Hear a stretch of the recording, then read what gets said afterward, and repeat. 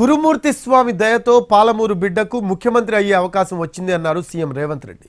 12 మంది ఎమ్మెల్యేలు, 2 ఎంపీలు, 1 సీఎంను ఈ ప్రాంతం నుంచి ఇచ్చిందన్నారు. పాలమూరు రుణం తీర్చుకుంటామని రేవంత్ రెడ్డి ప్రకటించారు. పలు అభివృద్ధి పనులకు సీఎం శంకుస్థాపన చేశారు. కురుమూర్తి స్వామి దయతోనే ముఖ్యమంత్రి అయ్యానన్నారు సీఎం రేవంత్ రెడ్డి.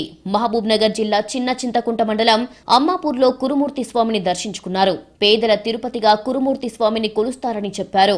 ఇక్కడ దర్శించుకుంటే తిరుమల వెంకటేశ్వర స్వామిని దర్శించుకున్నట్లేనని అన్నారు. కురుమూర్తి స్వామి ఆలయంలో మౌలిక సదుపాయాలు లేవన్న సీఎం 110 కోట్లతో ఘాట్ రోడ్డు కారిడార్ నిర్మిస్తున్నామన్నారు. ఆలయానికి ఏం కావాలో కలెక్టర్ నివేదికిస్తే నిధులు విడుదల చేస్తామన్నారు.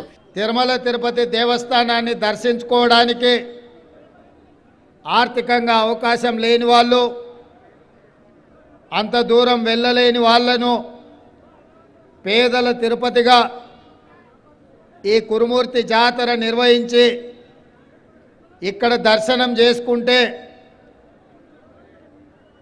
వెంకటేశ్వర స్వామిని తిరుపతిలో దర్శనం చేసుకున్నట్టుగానే అని పేదలు భావించి పాలమూరు జిల్లా నుంచి, తెలంగాణ రాష్ట్రం నుంచే కాదు, పక్కనున్న కర్ణాటక రాష్ట్రం నుంచి కూడా భక్తులు ఇక్కడికి వచ్చి 15 రోజులు భక్తి శ్రద్ధలతో ఈ ఉత్సవాలను నిర్వహించడం సాంప్రదాయం.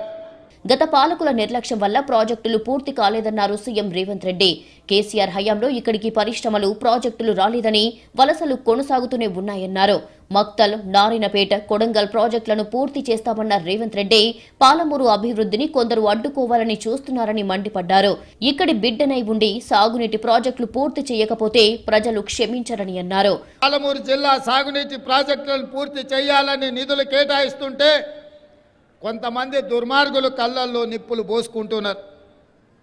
6-7 దశాబ్దాలైనా ఈ ప్రాంతం వెనుకబడ్డది. వలసల్ని ఆపాలని నేను చేస్తున్న ప్రయత్నాన్ని, ఈ అపర భగీరథ ప్రయత్నాన్ని అడ్డుకోవాలని ఆరోపణలు చేసి చిల్లర మల్లర రాజకీయాలకు తెర లేపాలని చూస్తున్నారు. నా జిల్లాకు నిధులు కేటాయించి సాగునీటి ప్రాజెక్టులను పూర్తి చేసుకోకపోతే చరిత్ర క్షమించదు.